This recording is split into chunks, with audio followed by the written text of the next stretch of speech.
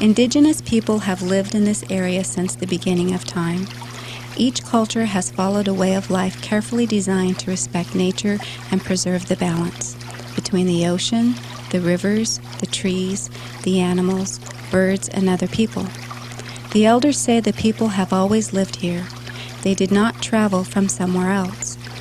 The oral histories of our local indigenous nations contain no reference to the unproven land bridge theory that says we migrated from Asia.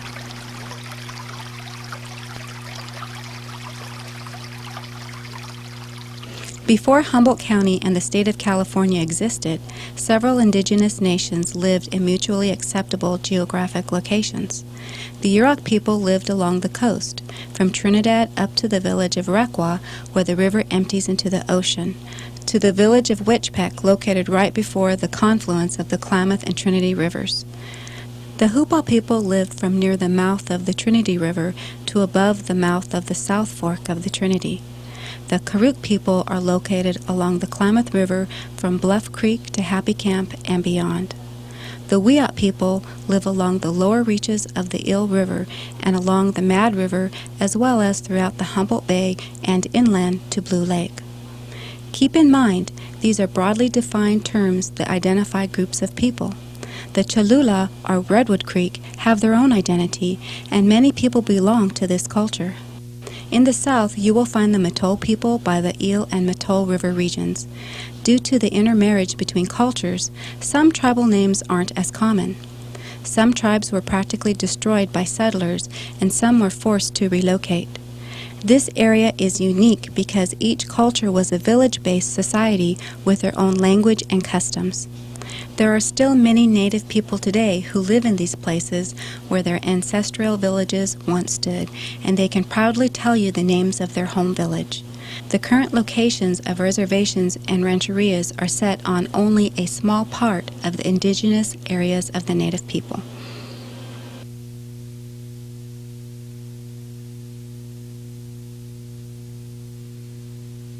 Today in Humboldt County, there are federally recognized tribes residing on several reservations and rancherias, and there are non-federally recognized tribes that are comprised of members of cultural groups working to gain or regain their federal tribal recognition. A federally recognized tribe has inherent rights and powers of self-government and is entitled to specific benefits and services under various federal laws. They are recognized as a unique political entity that has a formal relationship with the United States government. The Yurok tribe, the Hoopa tribe, Table Bluff Reservation, Wiyot tribe, and the Karuk tribe are each federally recognized and are headquartered on a reservation. Rancherias belong on federal trust land for the use and possession of a native tribe or a group of native people. The Blue Lake Rancheria, Big Lagoon Rancheria, Trinidad Rancheria, and Ronerville Rancheria all have the same status as tribes, but are comprised of culturally different Native people. Reservations and rancherias are based on federal trust land. A majority of members from tribes in this area live off-reservation and off their rancheria among the general public. Non-federally recognized tribes are a group of Native people belonging to a specific culture with no political rights recognized by the United States government.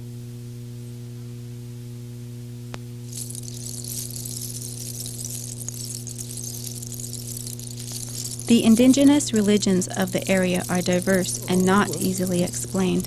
Several ceremonies continue to be held by the people. One such ceremony is the brush dance, where members of the Yurok, Hoopa, and Karuk cultures all participate together. The ceremony is held to pray for a sick child, and members of each group dress in sacred regalia in order to help send their prayers.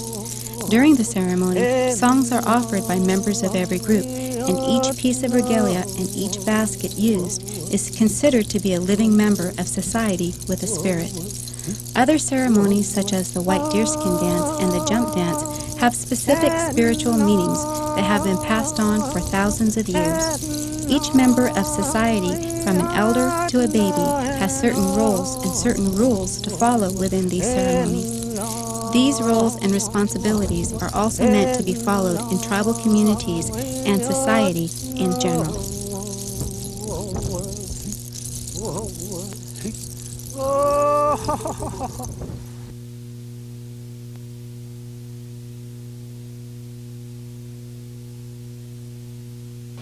In 1848, gold was discovered in Central California.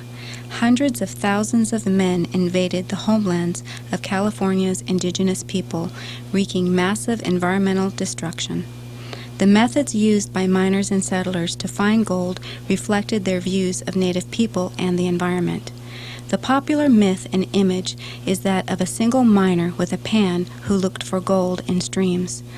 The truth is, mining companies used huge hydraulic cannons to blast down entire mountains. There are many stories among local native people whose ancestors could do nothing but watch these cannons decimate their villages and grave sites. The rivers were filled with mercury, silt, and gravel, killing millions of fish. The miners slaughtered local herds of elk and deer and destroyed thousands of acres of old-growth redwood to create roads to find gold.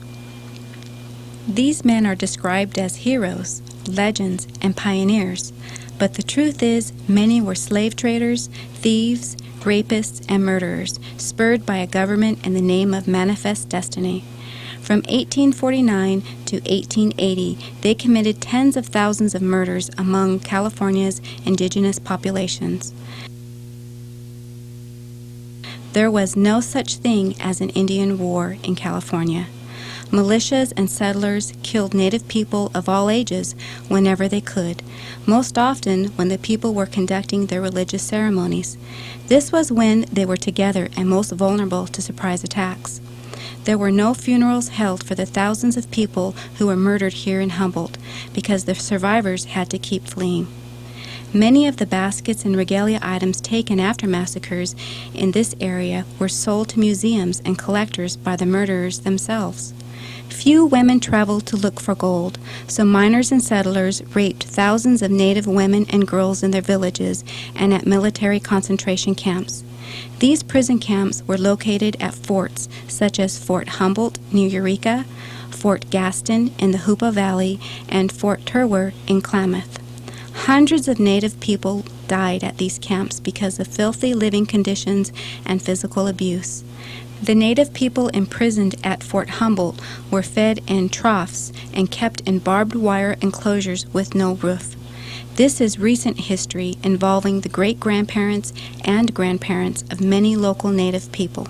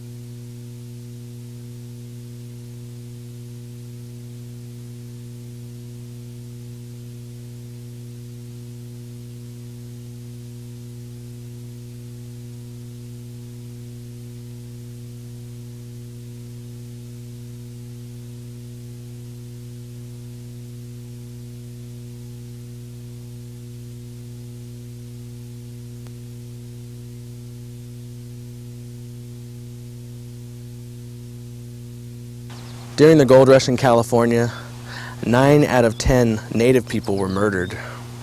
That's pretty hard to deal with. We're hoping to create awareness and understanding because people living today really had nothing to do with what happened back then.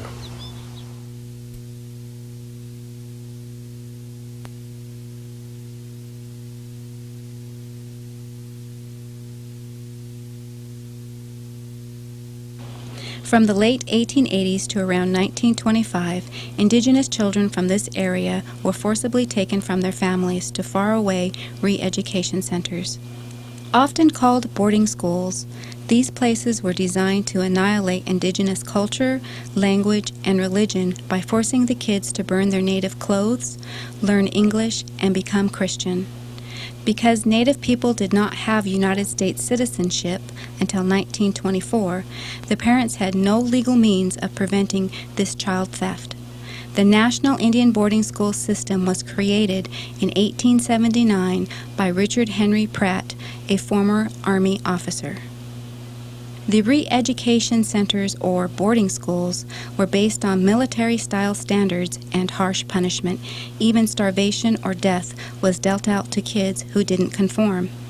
In California, Native children were forcibly taken to the following places: the Sherman Indian Boarding School, Stewart Indian Boarding School, the Fort Bidwell Indian Boarding School, the Greenville Indian Boarding School, the Hoopa Boarding School located on the old Fort Gaston site, and Chemawa in Oregon, first known as an Indian training school.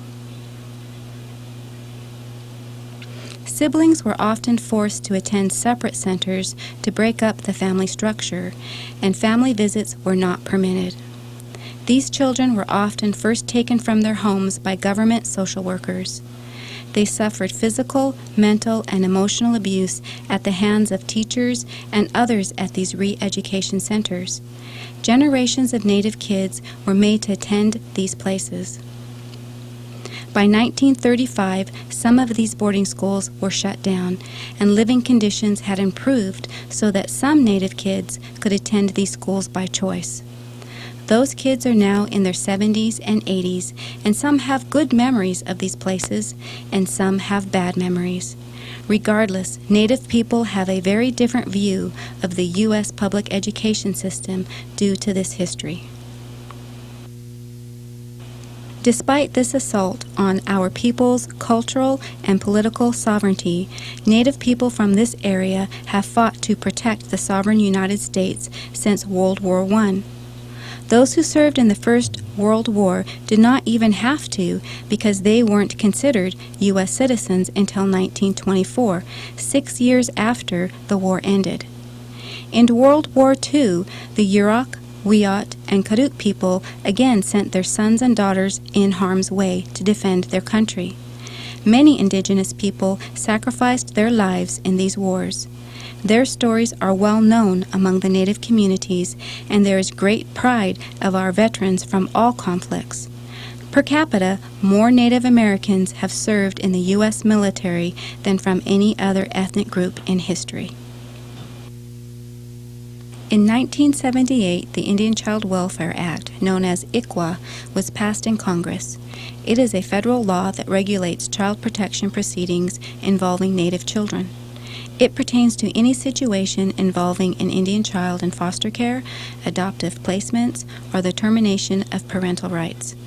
ICWA was created to protect the best interest of Native children, promote the stability and security of Native tribes and families, and recognize and preserve cultural and social standards in Native communities. ICWA acknowledges a special relationship between tribes and the federal government and seeks to protect essential tribal relations. This relationship is based on more than just cultural considerations. Natives as members of tribes are not simply separate ethnic or cultural groups, but are also separate political groups. Tribes are engaged in a government-to-government relationship with the United States. A Native child is a citizen of a tribe and entitled to the benefits of that status. Each Indian tribe begins its relationship with the federal government as a sovereign power, recognized as such in treaties and legislation. This sovereign power may be limited because of special treaties and laws, but what is not expressly limited remains within the domain of tribal sovereignty. ICWA means that tribes have various options under federal law regarding a Native child's welfare.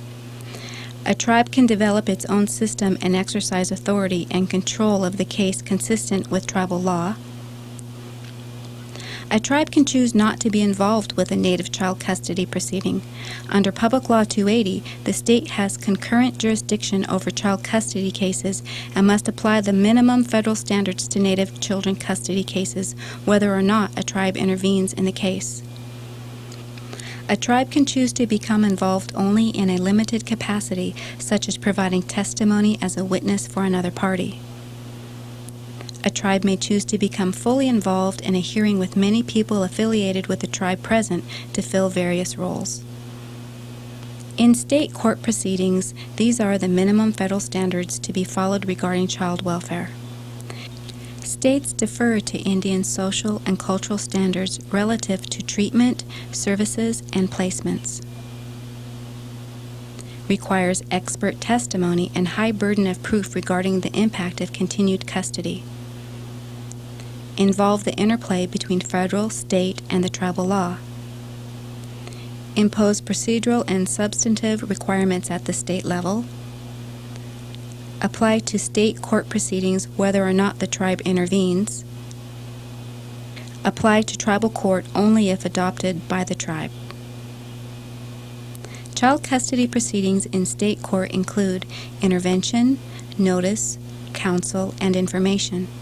The state is required to conduct diligent efforts in the notification of the tribes. These efforts must be thorough in order to meet the intent of the ICWA Act and to ensure that the child's rights are being protected. ICWA is also designed to ensure the continued sovereignty of tribes. ICWA accomplishes this by protecting future tribal membership of children. Tribal sovereignty includes adoption and operation of a form of government of the Native community's choosing. For example, an elected tribal council is a form of government. Definition of membership conditions.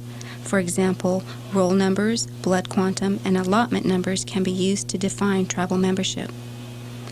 To prescribe the rules of inheritance, levy taxes, regulate property within tribal jurisdiction, and control the conduct of members by municipal legislation. To administer justice. The formation of tribal courts and the existence of tribal police on reservations are designed to do this. The Indian Child Welfare Act is very important to our political status. It's part of us being a sovereign nation. As well, to make ICWA really important, it needs to go hand in hand with our cultural sovereignty. Those things about us that make us uniquely who we are, those things that tie us to the land bases that we have, those things that give us our language, our oral histories, our songs, our ceremonies, our family ties, all those things need to go hand in hand with ICWA in order to make it truly powerful. So those political things as well as those cultural things need to be protected.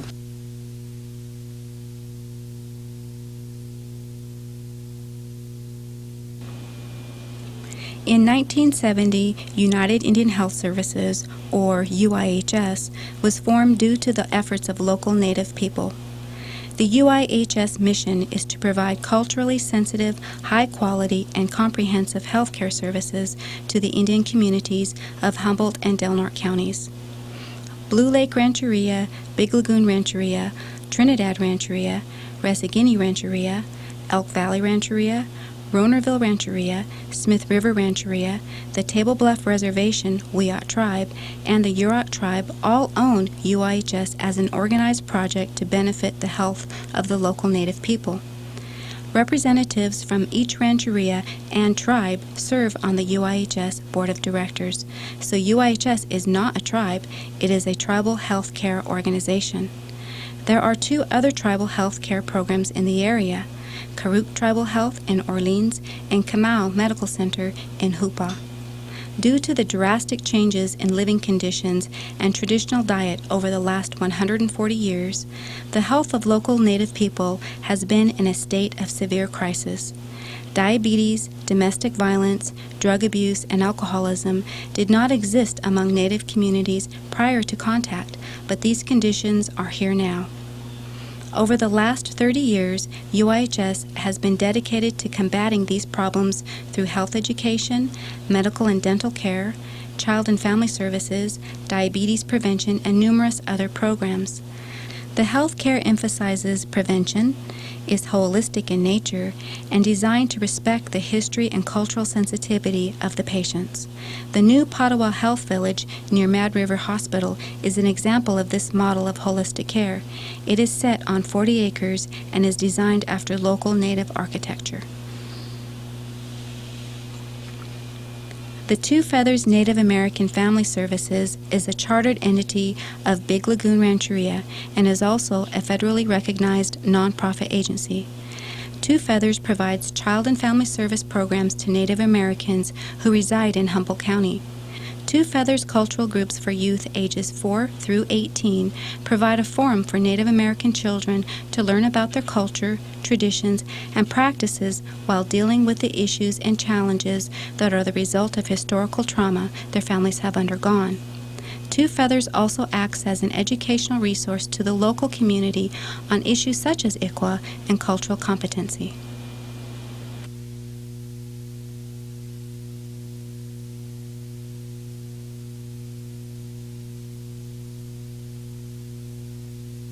The native people of this area are still here and still have vibrant cultures.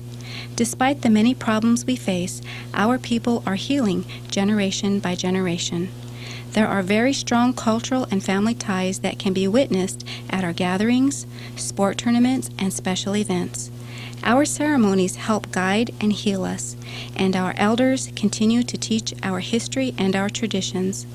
The youth are our future, and they continue to make us proud by achieving in areas such as education, healthcare, law enforcement, politics, social work, science, and natural resource management.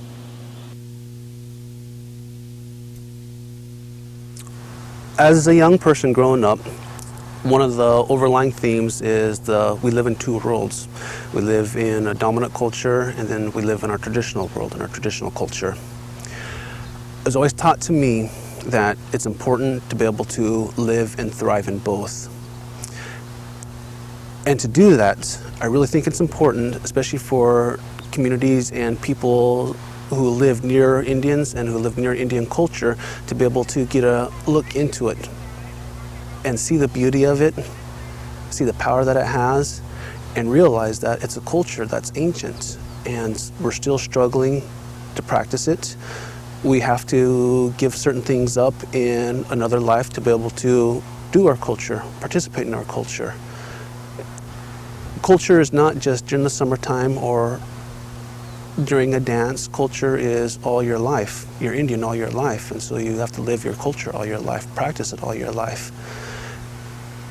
And to be able to do that, sometimes it takes the understanding of maybe the school that you're in or your boss who you work for to be able to allow some time to be able to, for you to come and participate in your culture. And if we can share that with everyone and let people know that this is important to us, and regardless of how you feel, we're still going to practice and we're still going to participate. I know, and I know, and I know, and I know, I know, and I know, and I know, and I know, I know, and I know,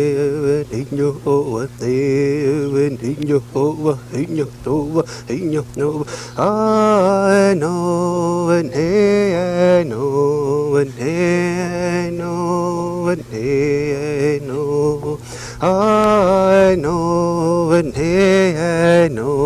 and I know,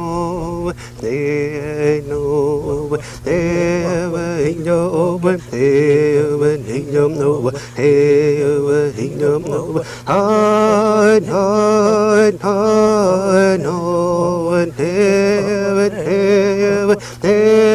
know, I know,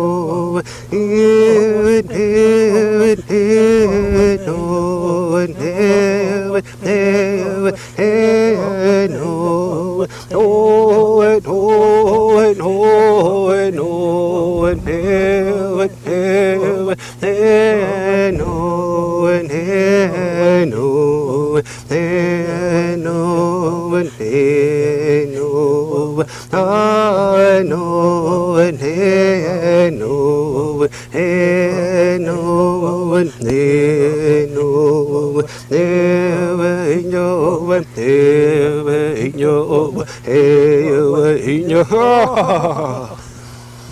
That's a nice tune. I like that one. It's smoothing out. Yeah, it is kind of a nice little. It's kind of like a mellow tune.